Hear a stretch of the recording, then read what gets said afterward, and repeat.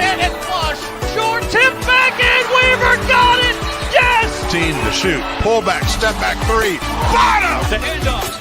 Jones for the tie. Oh, he's fouled and one. He's still loose. Doherty the heave. Oh my God! Southern Utah. Southern Utah is going to do something they've never done. Go to the NCAA tournament.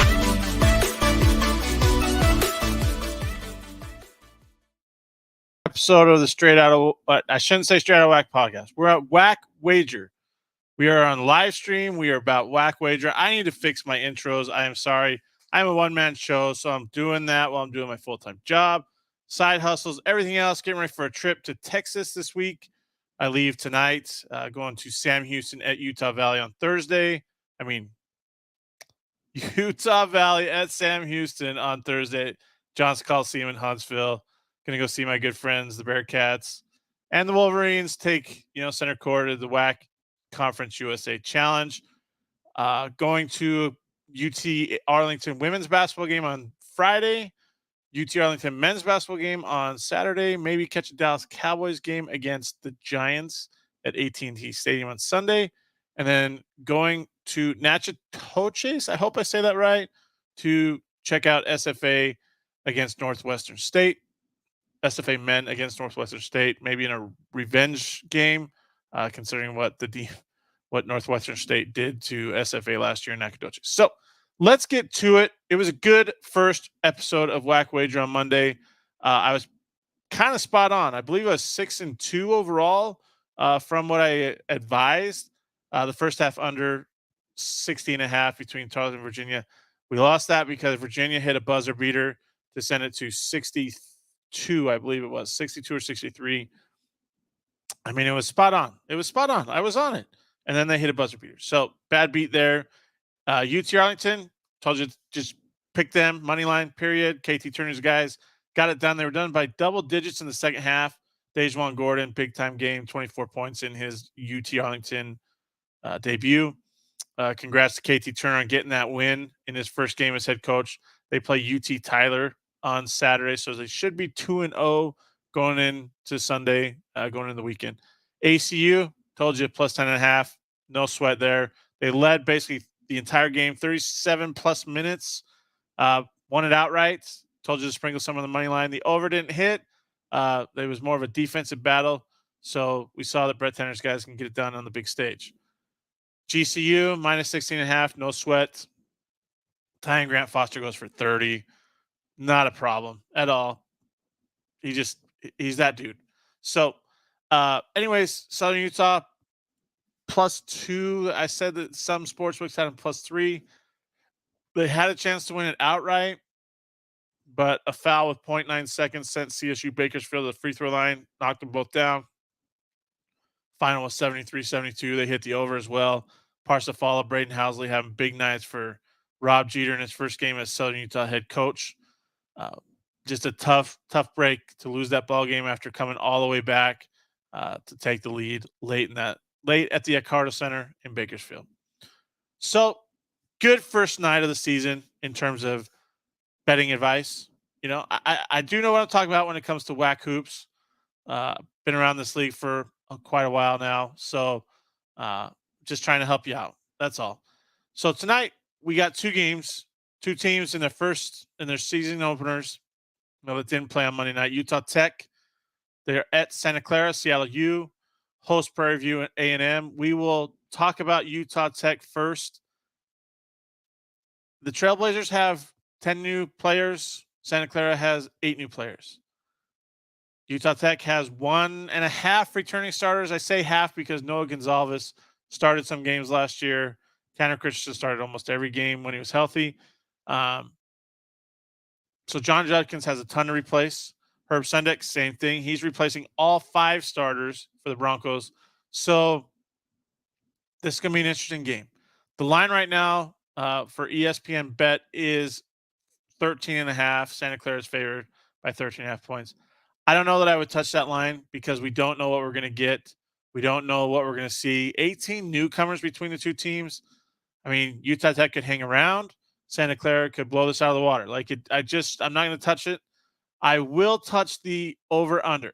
The over-under right now, some books has it at 150.5, some have it at 149.5. I'm going under because, again, so many newcomers. You don't know how the chemistry is going to be. You don't know how the flow is going to be. You don't know who's going to hit shots because there's a lot of unknowns here. So I'm going to go with the fact that it may be a little slower pace and offense may be a struggle just because you're still trying to figure each other out. You're still trying to play together. You're still trying to understand movements and offensive sets and so forth. So I think I'm going to go under with this bet. There's just so much. And you have two coaches in John Judkins and Herb Sendick that like to play defense as well.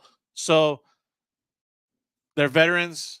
They understand their teams. I think this is going to be a little bit lower scoring than what we've seen so far in this early 3 days of college basketball season, 2023-24 season. Maybe they'll surprise me. Maybe it'll be an 85, 79 game or something like that. I don't know. But I think it's going to be more in the 75 to 60 range, 75, 65 range.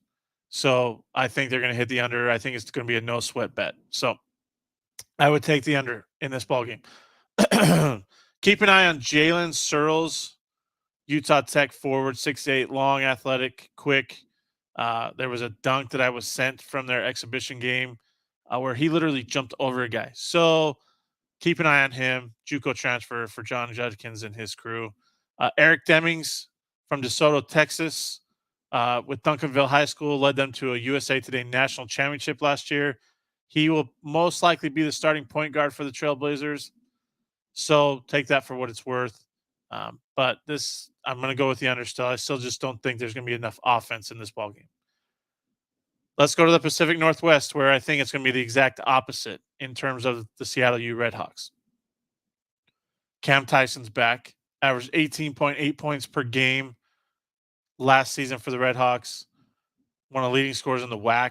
Has a green light anytime he touches the ball from anywhere on the floor. He's been there. This is his third year. He tested the NBA draft waters, came back. He's a hometown kid.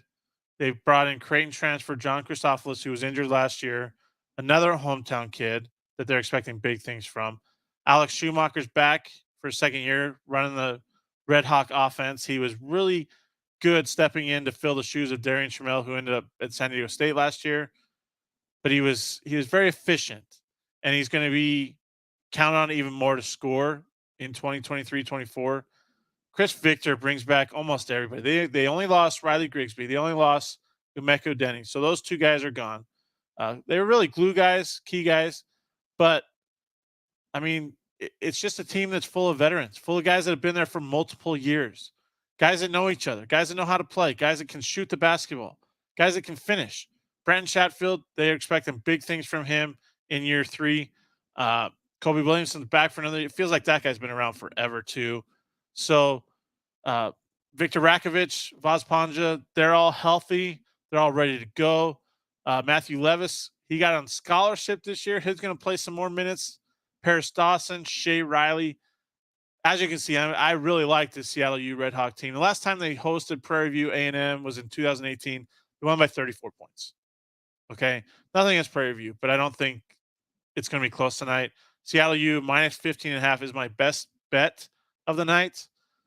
You could probably take the over because last time these two teams met, I think the total was like 172 because it was 104 to 68. So I think that's what it was. I'll have to go back and look, but I believe that was what the history was. It was 102-64, excuse me. So they scored 166 points. So I take the over. I do like the fact that Javante Hopkins, who was at Tarleton last year, is now the starting point guard at Prairie View A&M. That dude is quick as a cat.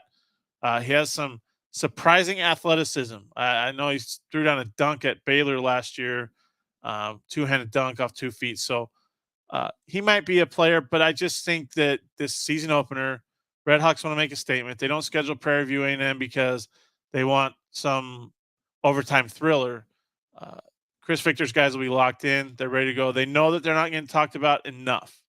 They're probably one of the most underrated teams. I know Andy Katz put Grand Canyon as one of his most underrated teams. Everybody has Grand Canyon at the top of the WAC for this 2023-24 season, people don't sleep on the Seattle U Redhawks. I'm dead serious. In 2 seasons under Chris Victor, they have won 43 games. They've won a share of the WAC regular season title. They were the 2 seed at the 2022 WAC tournament. Like, Chris Victor knows how to coach. They know how to win, and they're playing at the Red Hawk Center. Teams don't like to play at the Red Hawk Center. Some teams have even said at times, they have some bent rims. I mean, that's just an excuse for poor shooting. Let's be real there. The Red Hawks love the Red Hawk Center. It's going to be rocking tonight for the season opener. Take the Red Hawks minus 15.5 and throw it on the under. I mean, not the under. Throw it on the over as well. I believe the over is 1.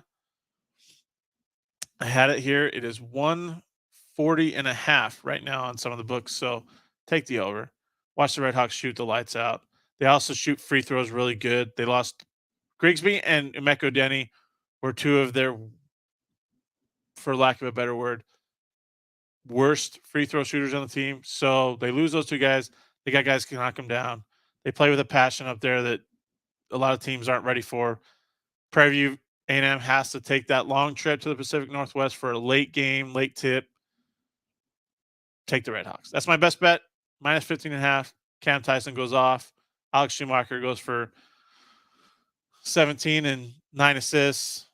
Bratton Chatfield has double-double, 11 and 11. I'll just call it lock. That's my lock. Minus 15.5 Seattle U Redhawks. There's a couple lines out for Thursday's games right now on the Barstool Sportsbook. WAC Conference USA Challenge gets going. We have Tarleton at FIU. We have SFA at Middle Tennessee. Utah Valley is at Sam Houston. So the 2 lines that they have right now have Tarleton and FIU. FIU is favored minus 5.5, over under 145.5. I think it's going to be a completely different game than what Tarleton saw at Virginia on Monday when they got throttled. I think Billy Gillespie's guys are going to be locked in because that's just what they do. So this may be a lot closer. This is going to be a lot closer game. I don't know that they're going to hit that over 145.5. We'll talk about that on Thursday's edition of WAC Wager, live from Johnson Coliseum in Huntsville, Texas, where I'll be for Utah Valley at Sam Houston. Along with that, Utah Valley, Sam Houston, they took down the spread. It was 6.5 when I saw it earlier. The over-under is 136.5. So that's changed. They're going to change that, it looks like. But I did post about that in Twitter. Originally, it was at Sam Houston minus 6.5. Interesting line because the Bearcats have never beat the Wolverines. Wolverines are 4-0 against the Bearcats. They won 2 years ago in Huntsville behind Fardell's AMAC. So we'll see what happens. Anyways, guys, like I said, my lock is Seattle at minus 15.5. If my other bet would be Utah Tech, Santa Clara under 150.5.